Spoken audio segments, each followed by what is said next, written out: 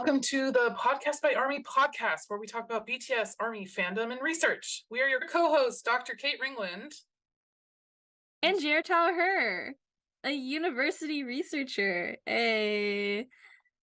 Yay! Okay, and today we're going to be talking about our favorite music by BTS. Ooh. Also, disclaimer, we love all BTS music. Yeah, this was actually very hard.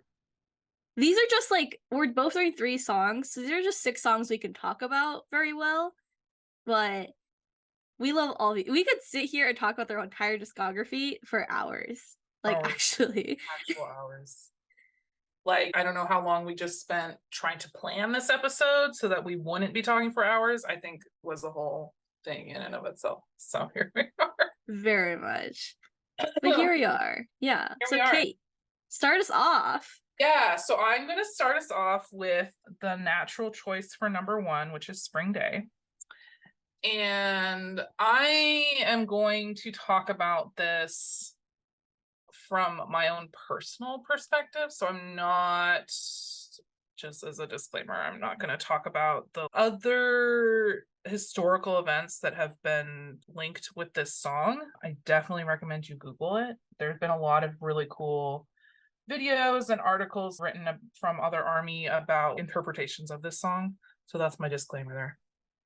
But for me, Spring Day it was one of the very first songs I listened to when I sat down and I was like, okay, I'm going to figure out who these BTS people are.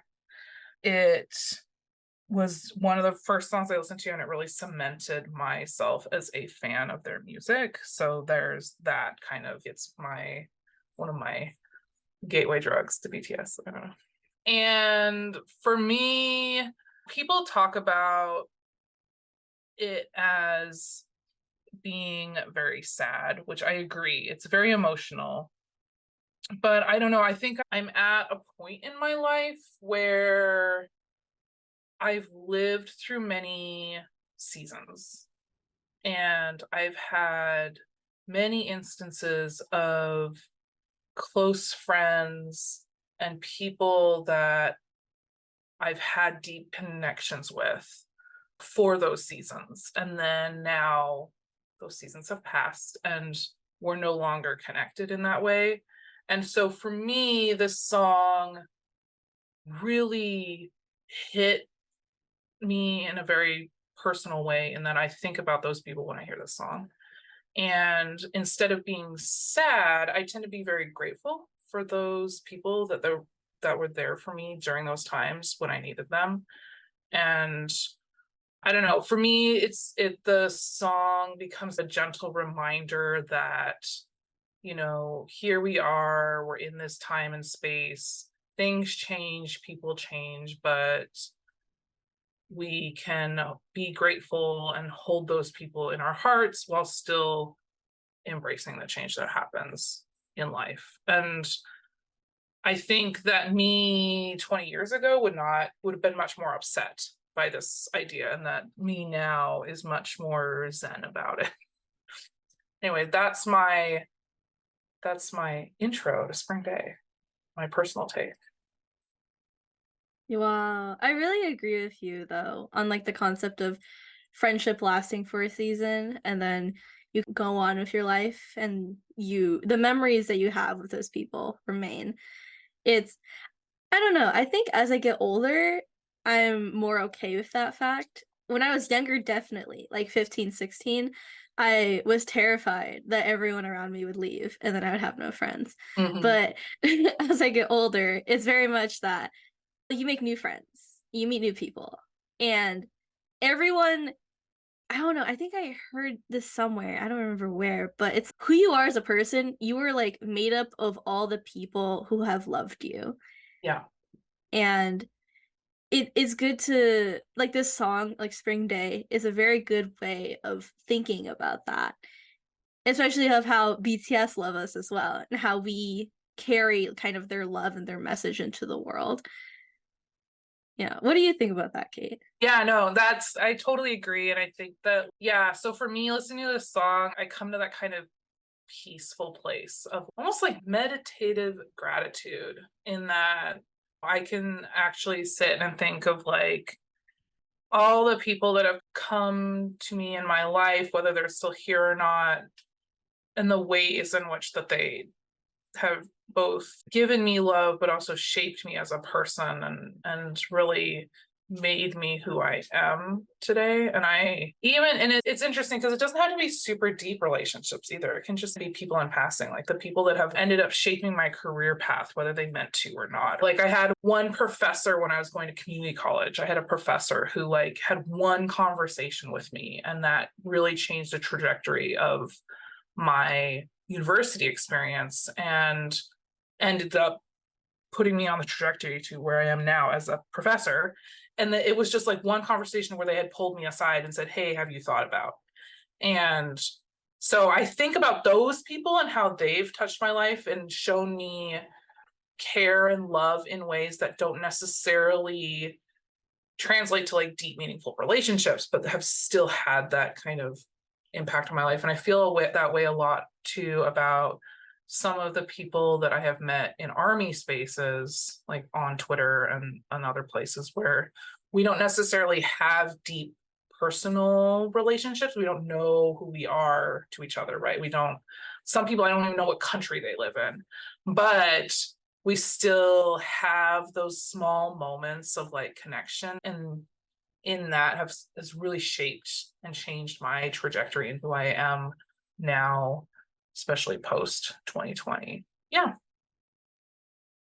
That's Spring Day. That's Spring Day, our queen. Yes. We will find our Spring Day one day. Yes. Where the flowers will bloom and we will be somehow everything in the world will be fixed. Climate change, violence in the world, all wars will end. Yeah. That's our Spring Day. But yeah, that's Spring Day. Is it okay if I take over now, Kate? Yeah, go for it. All right. So next up we have Tomorrow. Honestly, very controversial opinion. I think Tomorrow is like top 5 BTS songs all time. I know it only came out on their second album, and it's bad to peak early, but BTS have never peaked. But I do believe Tomorrow, top 5, top 3, even. In my mind, it goes Spring Day, then Tomorrow. Honestly, I won't argue with you on that one. Honestly, for me personally, I really love Tomorrow because it very much is a song that relates to me, because I'm someone who's a constant workaholic. It's very bad. I think I've been a workaholic since 6th grade, honestly. When I think in 6th grade, how old was I? I was 12, 11, 12, something there. Yeah, and I've had a very strange life, and I've grown up. I think we've talked about this before, Kate, but getting into college now is so much harder than it has ever been.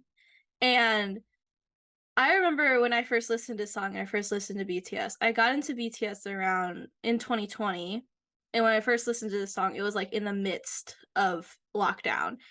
And I felt this song in my soul, Kate. This one part of the song, this one verse, it says, because the dawn right before. Oh, by the way, guys, we're using translations from Dulcet Bangtan for all of these songs. We love Dulcet Bangtan. Yes. A slay, honestly. They're like high key the best translations for any BTS songs. Of course, there are other translations, and you should read other translations, but Dulcet Bangtan does a lot of work to give context in the translations as well. And honestly, I really love it. Dulcet Bangtan all the way. All right, back to the lyrics. So this one part of the song, it goes, because the dawn right before the sunrise is the darkest, you, in the future, never forget yourself of now.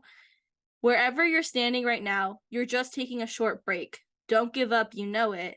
Don't get too far away tomorrow. And then it repeats that. This first line where it says, because the dawn right before the sunrise is the darkest, and then you in the future never forget yourself of now. I always think about that. I think I am always constantly thinking about when I was younger and how hard I worked all the time to get to where I am now. And I think it's just a very Asian immigrant refugee type of mindset of you work hard now so later you can rest. Mhm. And it was like 6 years of my life just working hard now so I can rest later. And I think it really hurt me. Even though I'm very proud and happy of where I am now, it took so much to get there that I don't think I would ever do that again or ever even raise if I had a child, I would not raise a child like that. And my parents, Asian refugees from Southeast Asia because of the Vietnam War and everything. And my parents never pressured me into that, but I think I just fought a lot of pressure, like, because generationally, when you're first gen and you're going through all of that. So I relate a lot to this song because, like, especially this one part where it talks about tomorrow becomes today becomes yesterday, and tomorrow becomes yesterday to stand behind my back. So it's like the days blend together. And I experienced this a lot in high school where I wouldn't know what day it was. I would just keep going every day. And I just never knew the date. I never knew the day of the week. It's just like I would keep going and then the weekend happened and I would sleep all weekend.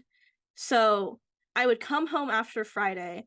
I would sleep from 4 p.m. to 8 p.m., wake up, eat dinner, go back to sleep, sleep through all of Saturday. Sundays usually were like family events, so I'd go to like also, I don't know if you know about this, Kate, but Asian people, we have events every weekend. So there's this thing in my culture called hoop lee. So it's like when you're calling the spirits home. And that happened like every weekend. Someone is Wow. like hooply, or if someone's sick, like a family member is sick, then it's like a whole community event where Mhm. we all go to their house and like we do a lot of different ritualistic things and cultural things to help them get better.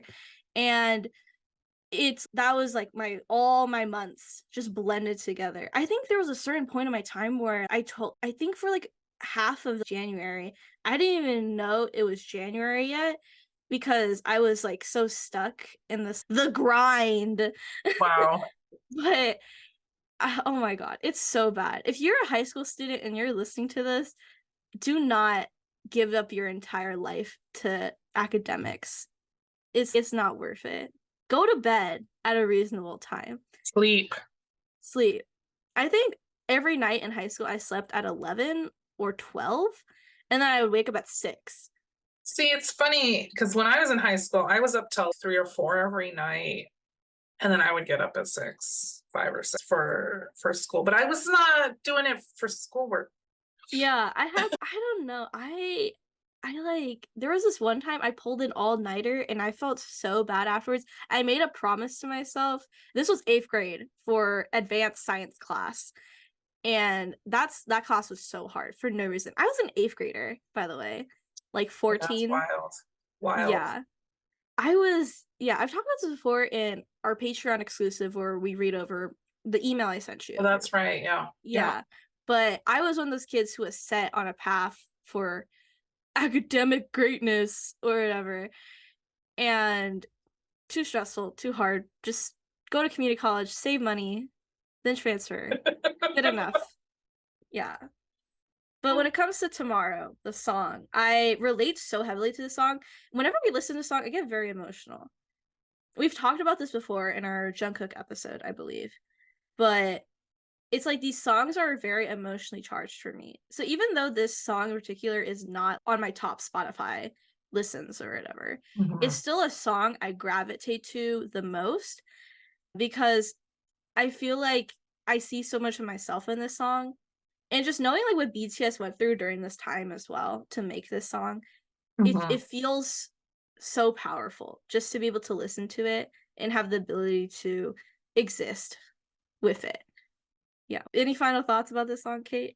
Yeah, no, it's interesting because it's also one of my very top songs for me, and I have very similar feelings. Of course, I've had 20 extra years on you to feel the grind, if you will.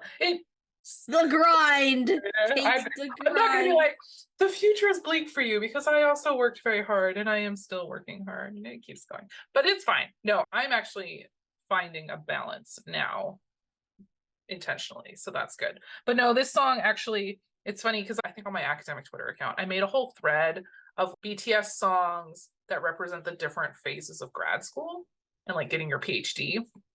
which is a whole process and probably could be a whole podcast episode in itself. But in that thread, Tomorrow is one of the like featured songs because it also is that same kind of, you just don't, the days blur together, everything is copy and pasted, and you're just trying to get through it and keep your head above water. And I don't know, I feel like this song really resonated with me in my own kind of path that I've been on. And it is one of those songs that reminds me that now that I am taking a step back from working like that, that's okay. It's like the, hey, you don't need to be like this again. Things, you should be making them better, not keeping up status quo. Yes. Yes, I look forward to when I can feel that way too. But just like in the lyrics, it says, tomorrow keep walking. We're still too young to stop. So give me 20 years, Kate. I'll be there too. Yeah. It's okay. But yeah, I love Tomorrow. Great song. So let's move on to the next one, Kate. All you. All right. So up next for me is Blue and Gray. I have to pick something from the B album because that album is like my heart. And so I went Blue and Gray. And I should start saying I'm a huge advocate for the way that BTS addresses mental health. I love the fact that they address mental health at all and that they do so in a way that's very relatable. That was one of the very first things that kind of struck me about them when I was like falling down the rabbit hole. It's just their kind of openness and their advocacy work, but also just like this relatability in terms of, hey, they're going through these things, we're going through these things, let's go through these things together. That kind of feels like the whole B album actually in a nutshell. But Blue and Gray in particular is a song that does a really nice job of kind of representing depression and kind of the feelings of melancholy and sadness. And I don't know, for me, it really resonates because I'm bipolar. So half the time I spend my life feeling depressed. And so, like, for me, I don't know, the song really spoke to me on a really visceral, emotional level. I think that I can't talk about this song without also talking about the stage they did for the PTD concerts, where they're all wearing kind of silvery blue outfits and they're standing facing away from the audience and looking into floor length mirrors and singing into the mirrors. And the mirrors are not actually mirrors because the quote unquote reflection is just slightly off. So it looks like they're singing to alternate versions of themselves. And that whole, the way they did that really adds an extra layer of nuance to the song and really echoes the lyrics in a really beautiful way. And I just, the whole thing just really wraps in a bow this kind of feeling of representing and solidifying what these kind of feelings of melancholy are like. Yeah, to kind of add on to what you're talking about when it comes to Blue and Gray. Blue and Gray actually is one of the songs that I actually can't listen to at all because it puts me into a very weird place mentally. I love Blue and Gray. I think it's a beautiful, incredible song. But it's a song that just mentally, it makes me go through a lot of emotions that I feel like I'm not at the age yet to readily process. So, especially with the lyrics about I just want to be happier. And then at the end of the song as well, where they say goodnight, Yeah. it feels so dark. Even though it's like BTS and they're like such a light in my life, it feels so dark when listening to this song that it makes me, I'm not going to say it directly, but it makes me feel like I'm giving up almost, and that it's like I'm letting go and I'm not, especially with it's just that one line where it's I just want to be happier. It's like my entire life is that. Yeah. We can get into all those philosophical questions about like what is happiness. I don't know. I don't think I've ever been happy in my life, which is very strange to say, but I just, this song is very emotionally charged. I'm not gonna cry. I'm not crying. Also, I learned I'm an ugly crier because one of my friends, she's weird. She was like, you should take pictures when you cry. So that way you remember when you cry. So when you don't cry for a while, you're like proud of yourself because you know when you cried last time. And I took a picture of myself crying and I was like, I am so ugly when I cry. No offense to your friend, but that is really weird advice. Yeah.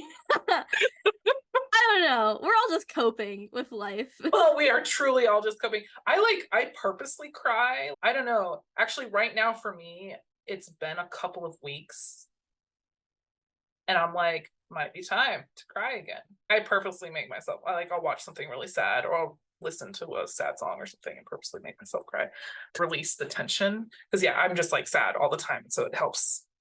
It's like a valve releasing the sadness tension. I don't know. That sounds very healthy. I'm Asian, so I'm sorry for that. it's like The one of the pieces of advice I've always gotten from family members and just extended family members, just like from other Asian people, is always like, stop crying so much. Just like decide to stop crying. And I feel like it emotionally constipates me so much. I feel like the only times I've ever seen my parents cry are at funerals, which is very appropriate time to cry. It is. But it's, I don't know, being Asian plays into a lot of parts of why I'm so messed up today. Well, I'm messed up. I'm just going through it. You're just yeah, it's life. You're just working on it. It's fine. Yeah, we're working on it. Yeah. But yeah, so yeah, for me, it's interesting that you say that because I mean about the song, because clearly like we just approach emotions differently because I'm looking for those outlets where I'm looking for places where I can put my emotions so that I don't put them other places that are not good. And I wasn't planning on this episode being like a really like heavy one, but here we are talking about depression and mental health. But I do think that for me anyway, in the way I've learned, and I've been through a lot of therapy, so I'll say that right here. I've been through a lot of great therapy, that I have learned that I need outlets because otherwise they get funneled into places that are much more destructive for myself and for the people around me. So this is like a way where I'm like, okay, I can just pour myself into this 4-minute song or whatever and then move on with my life. I also am like happy in my dynamic moods because I don't get stuck a lot, so I bounce out of things fairly quickly, which leads to a very chaotic life. But it also means that I know I'm not going to be sad forever. So I can usually work myself out of things through songs like this. So I think that's, for me, I tend to gravitate towards those sorts of outlets. So like when I was 18 or whatever, I wrote a lot of poetry. So I wrote a lot of these lyrics they resonate with a lot of things I said when I was in my late teens, early 20s. And so for me, what I'll say is at this now where I'm almost 40, looking back as a point of reflection of thinking like, for me, the last line then is not giving up. It's okay, I'm going to rest now so that tomorrow I can take the next step forward that I need to take a step forward. So it's that kind of feeling of it's okay to be down and rest now and then get up and try again tomorrow and take it day by day. That is so beautiful. And I don't know. I hope one day I can come to what you've come to when you listen to this song. Because it's like my life, I've always just had underlying sadness or underlying stress. Mm-hmm. I'm not crying. No, we literally just talked about this. We should cry. But then I'm gonna be like nasally for the rest of the episode, so for audio purposes, we're not crying. But yeah, it's like my life is just underlying sadness. So when I listen to the song and I read the lyrics, sometimes this is something about me, but when I know a song is sad, I won't read the lyrics as I listen to the song because I'm like I am protecting myself. I will just feel it. Because if I don't, I do know what they're saying because I memorize lyrics and it's like unconscious, just knowing what the lyrics are. But it's so hard to emotionally process songs that hold a lot of weight when it comes to BTS. Because there's even songs like Forever Rain by RM, like I can't listen to. Oh, wow. See, dude. that one that one I listen to a lot. Oh my God, Kate. The concept, the idea of it forever raining and you're stuck in the rain forever terrifies me. That's fascinating. I'm from the Pacific Northwest of the United States, and the idea of it raining forever, it sounds so lovely to me. Why do I live in California? I don't know. Because it sounds so lovely to just live in a place where it's just always raining. I want that in my life. Wow. I hope I can come to that someday. It's okay. We're all learning and growing and on different life paths. So slay. A. All right. Should we move on from blue and gray? Go for it. Okay, next up, guys, we're talking about dope. Mood change. Mood change. We're done crying. Now we're gonna party all night because society sucks. I love these types of songs from BTS. I'm not gonna lie. I love Dope. I love Go Go. I just love all the songs where it's just life sucks, but at least we can party and do the floss. Okay, just preface, by the way, the floss did not exist when Dope came out, but I'm referring to Go Go when I talk about that. But yeah, I love Dope. I think it's such a fun song. It's like a big FU to, especially in these lines here where, again, Dulce Bangtan, I reject rejection. I'm too cool from the beginning. Everyone copies me. Dope, right? So you're just living your life and you're like, hey, I'm the best ever, but I'm also not the best because everyone hates me. But I'm just living my best life. Especially this line where it says the media and adults say sell us out like stocks, saying that we are weak-minded. I don't know. As a Gen Z person, it's like every old people just hate young people, Kate. It's true. They do. Every article I see where it's like boomers. It's not even boomers anymore. It's people like who are younger than boomers, even millennials, going Gen Z. They're so weird. They don't make any money, and I'm like, yeah, because the economy is trash right now. Have you And met the economy? have you met the economy? She's horrible. I hate her. Yeah, but it's just I love this song because it's such a big, again, like an FU. Hey, you're gonna hate on me for being young and struggling so much and just not doing enough. This again goes tomorrow and the whole workaholic mindset. I feel like every day of my life I am not doing enough. But recently, you know how in the Discord for the lab we do our weekly accomplishments and goals? That's actually so helpful for me to reflect on what I've done, because if I didn't, I usually don't do that because I don't like doing that because I don't like to say I'm done with something until I'm done with it. Right. But forcing myself to every week reflect on what I've done, even if it's still in progress and not actually finished, it is so healthy, actually. You're welcome. Thank you, Kay. It's almost like you should celebrate what you've done. Yeah. Crazy. And also, okay, we're just talking about the personal part of it. I'm gonna shoot it off to you, Kate, and then I want to talk about Dope and like the history of BTS as well.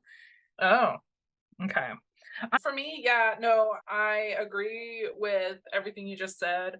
I will just put a plug in for the jazz remix of Dope. If you haven't heard that / seen the video, go find it and listen to it because it's amazing. And plug to Big Hit that we want that when they do the live remix albums that are surely coming. We want that one on there. Yep. Yeah. I also want that. I don't know if they can do this, but I want the Perfect Man cover, but in an album. Yes. That would be nice. That would be so nice. Just saying. We also want Dang on streaming services. Yeah. Dang on streaming services. Live rap line album? Please. Yeah. Well, we're putting out requests. Let's just throw that one out there. Putting out requests.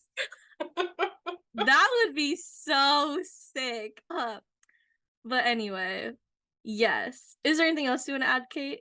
We're going to spiel. All right.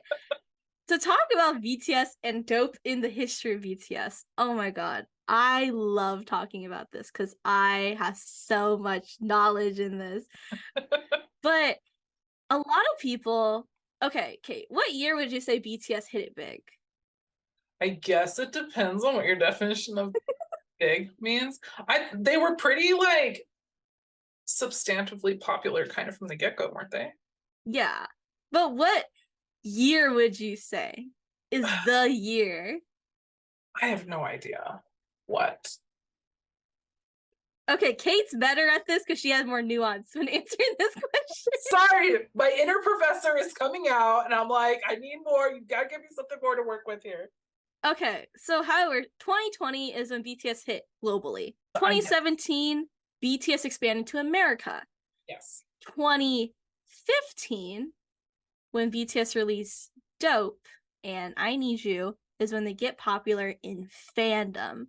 So fandom culture, as we understand it, was much smaller in 2015 than it is now.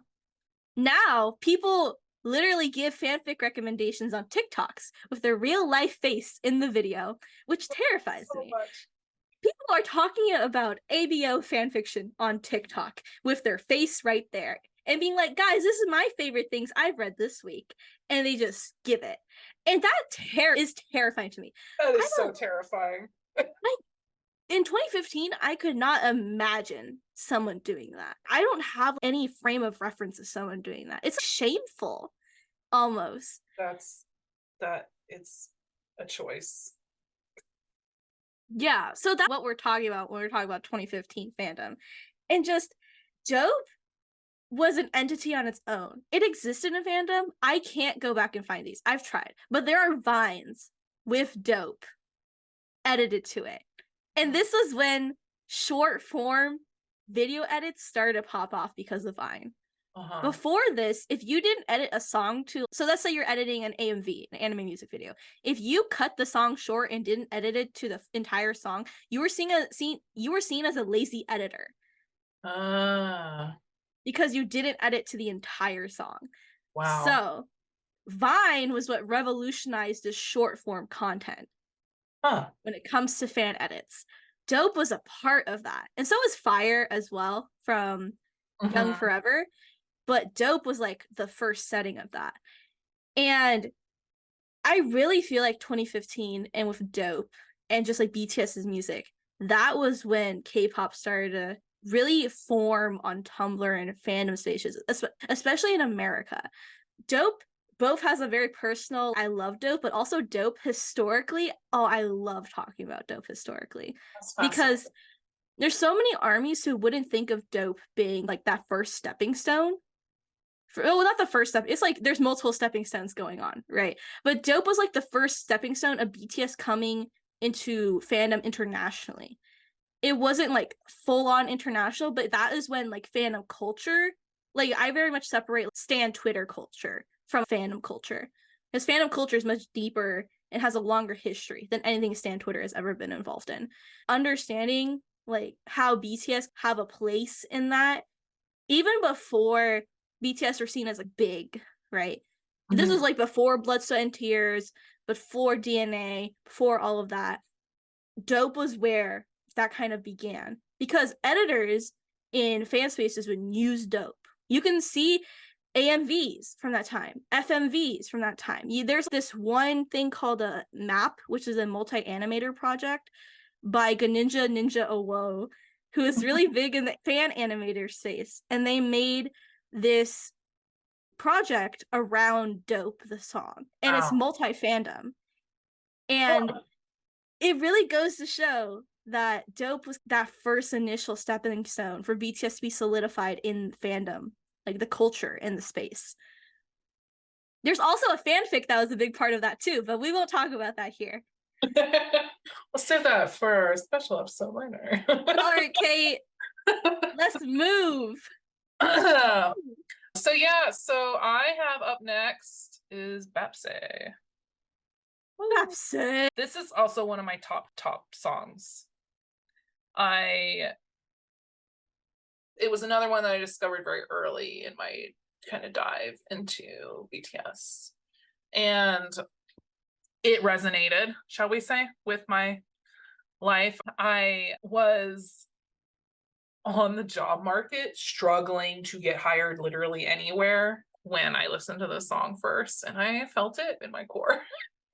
Just that, especially when you think about this in the context of places like academia, where it's a lot of senior people who have been in their positions for eons and are super comfortable with the way things work. And meanwhile, the expectations for people coming into the space are growing astronomically as we speak.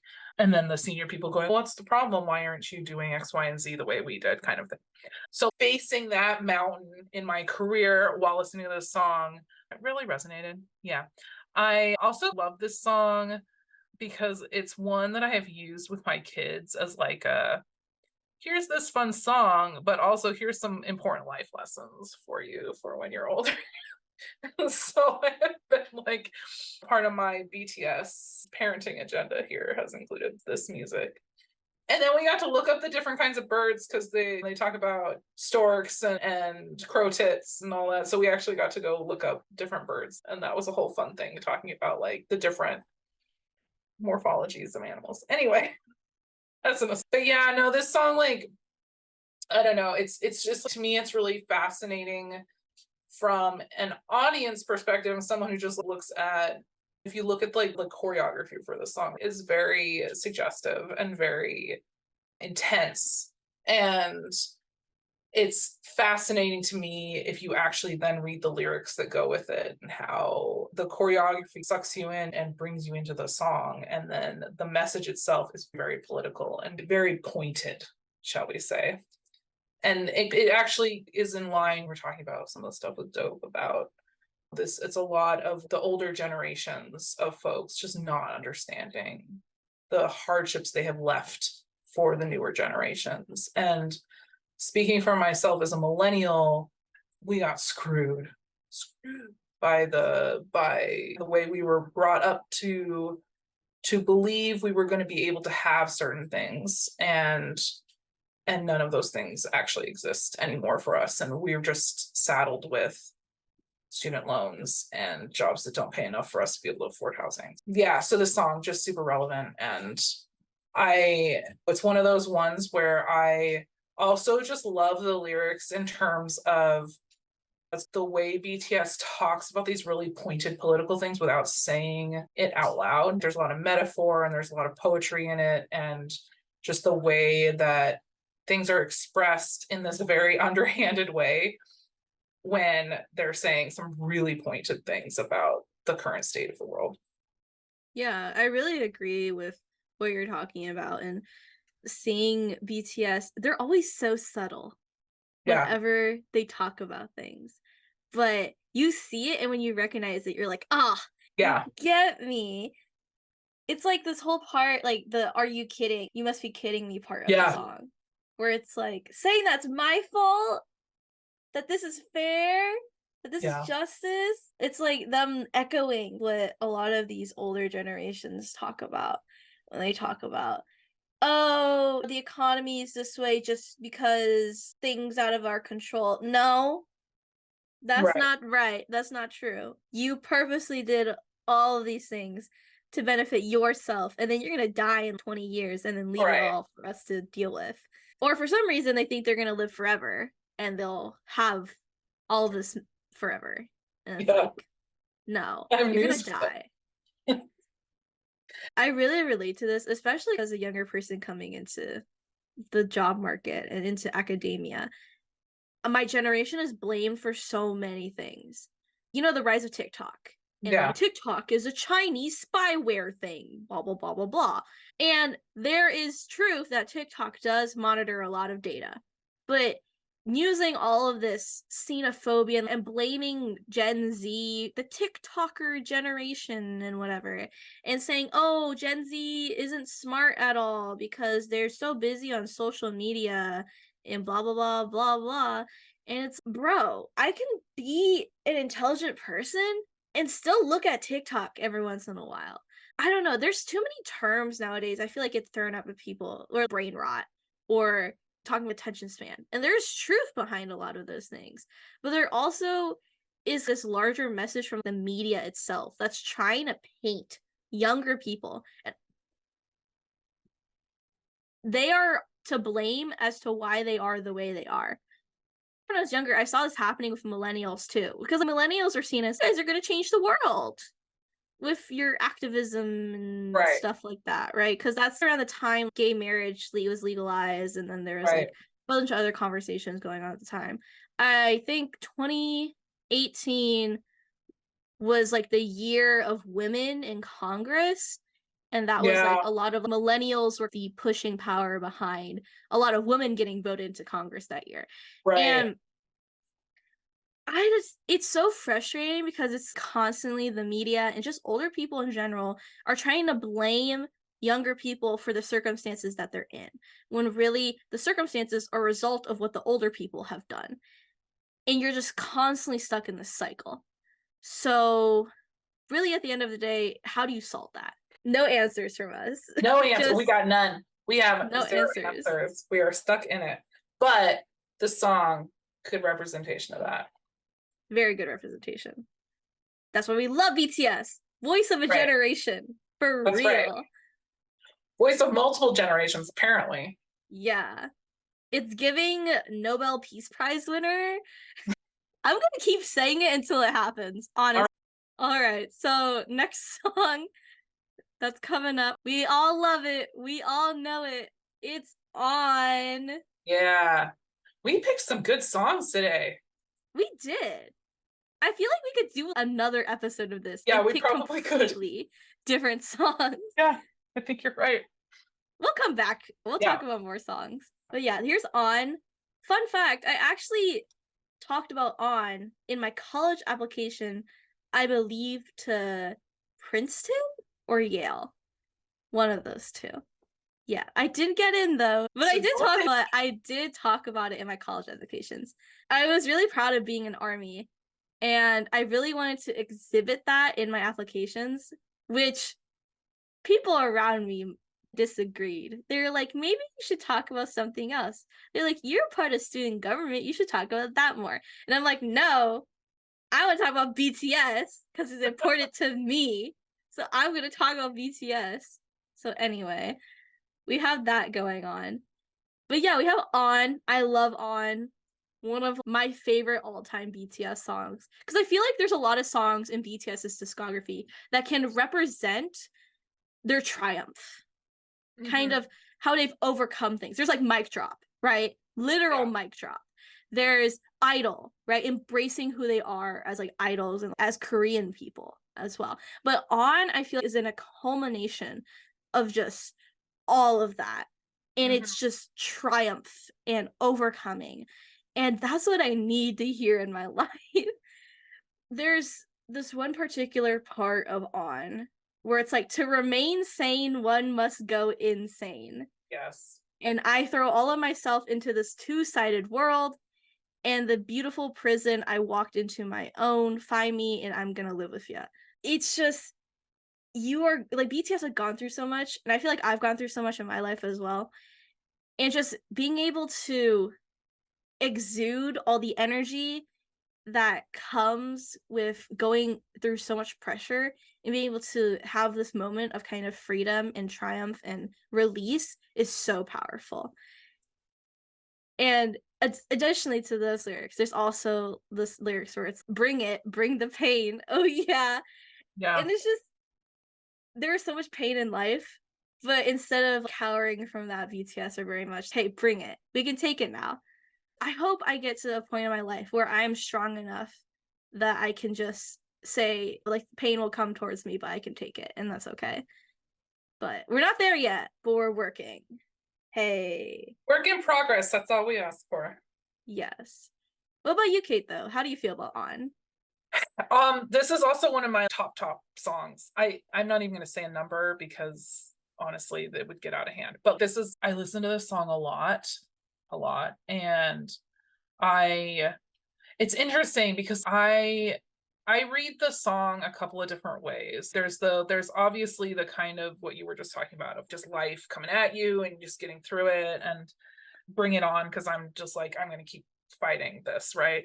I also read this, like, for me personally, it reads very much as like another mental health song of you really literally have the like lyrics about going insane. And as someone who has been at the very bottom in terms of my own mental health, like a lot of this song resonates a lot with, fighting inner demons and fighting, knowing what that edge is, knowing where too far is, like what helps keep me within the bounds of, okay, this is my sanity right here because I know what the outer bounds look like because I've been there.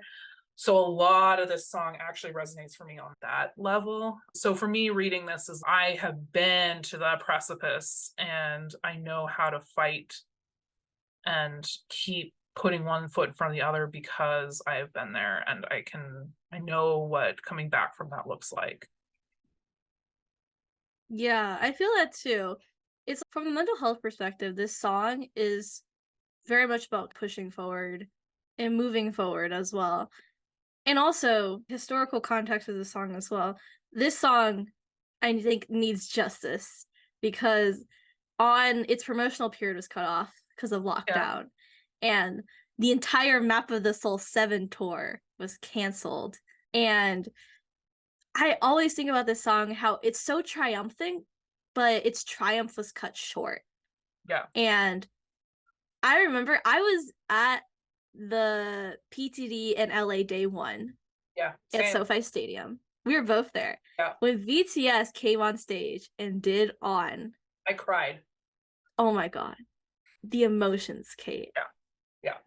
That was like, I don't even know how to describe it. That was the most freeing moment I've ever felt in my life. Yeah. It's like both that and also hearing people do the ohs during Idol. Yeah. Oh my God, if you've never experienced BTS in concert and they start singing Idol and they like put their mics up to the crowd, right? And then armies were like, it's the physical experience is so intense. It is. And I remember when came on, like the stadium was like rumbling. Yeah. Like, oh, it was a physical experience. Yeah. And this song has so much triumph behind it. And I want more justice for it. I need BTS to perform this song for the next 10x years. So that way we can continue its triumph because it is so meaningful. Also, Jungkook ate that bridge. He did. Oh my God, yes. He ate that. Oh my God, we need to talk about the bridge really quick because the bridge is amazing. He talks about where my pain lies, let me breathe, my everything, my blood and tears. Because blood, sweat, and tears. Mm-hmm. So good. Got no fears. Ooh, a bar, Kate. A bar. I'm singing. He is the singer. And he's taking over. Yes, BTS are taking over. This is the BTS movement, okay? And just can't hold me down because I'm a fighter. Ooh, kill it, Jungkook. Kill it. He's just this whole entire bridge. It's so poetic. I just keep using the word triumph, but this entire song, it's just BTS now after years of being beat down, just like for the first time ever having the strength to stand up and be like, we're going to continue being strong. So good. So good. We love it. We do. And then after this, Dynamite, Butter, PTD, global domination. But yeah, that's On. And that is all the songs we have today. How are we feeling, Kate? I love that we ended on. That was good. That was a good choice by us. Go us. Hey. Start with Spring Day, end with On. We got it. Yeah, no, I want to reiterate how hard it was to pick 6 songs for us to talk about today. We were here for what, 45 an hour? It's probably an hour. Like an hour before this episode, just going, oh, what about this song? We're just like, oh, that's such a good song. At first we were gonna do solo songs too, but then we were like, you know what? No, we had to scope. We had to scope. If we did solo songs, we would have been here all day. Like, we would have been here all day, actually. So I'd be like, can we just do the entirety of D2? It's its own episode. We would be here for longer than an hour, honestly. For a long time, yeah. I would feel bad if we had to like brush over a song instead of delving into it. Yeah. But yeah, this is the 6 of our favorite songs. Some of our favorite songs, but also we love all of BTS songs. Prefacing. There's like nothing, there's no skips. No skips, except on with Sia. I'm so glad you said that out loud because I wasn't going to, but I agree with you. Yeah, we'll say it. Honestly, I still feel like to this day, there's this one interview of BTS and they're talking about Sia and Namjoon. I think he says something like, yeah, we collaborated with Sia. It was great. We can see nothing in his eyes. There's nothing. And I'm just like, dude, you're just saying it to say it. I know this collab was just some random thing pulled out of the ass of some executive. Like, oh my god. But whatever. Have you seen the tweet of this one army where it's like, oh my god, BTS are gonna have a collaboration with Sia. It's gonna be so powerful and amazing and wonderful. And then they quote retweet that, and it's like a picture of Mike Wazowski looking like dead inside. Oh my god. Yeah, that's how I feel about On with Sia. But yeah, at least BTS didn't do any promotional stuff with Sia, because that was, I don't know. Very awkward. Yeah. It's just very poorly mixed and incorporated. They should have given her a verse or something. Instead of just having her do backing. That was weird. Anyway. No other skips. No other skips. Thank you everyone for joining us today. Any final thoughts, Kate? No, I'm drained. This was a good episode, but it was emotional. It was emotional. We did it though. Hey. Yeah. I love all these songs. We're glad you're all here with us to join. And have a wonderful day. Remember to stream BTS entire discography. Yeah. SoundCloud, Spotify, Apple Music, YouTube Music. There's also songs that have been deleted that you can go look for and listen to. Ooh, I'm not going to tell you what songs because BTS, the members delete some songs for a reason. But if you want to go find them, you can. So best of luck to you on your journey. All right, have a wonderful day, everyone. Take care and bye. Bye.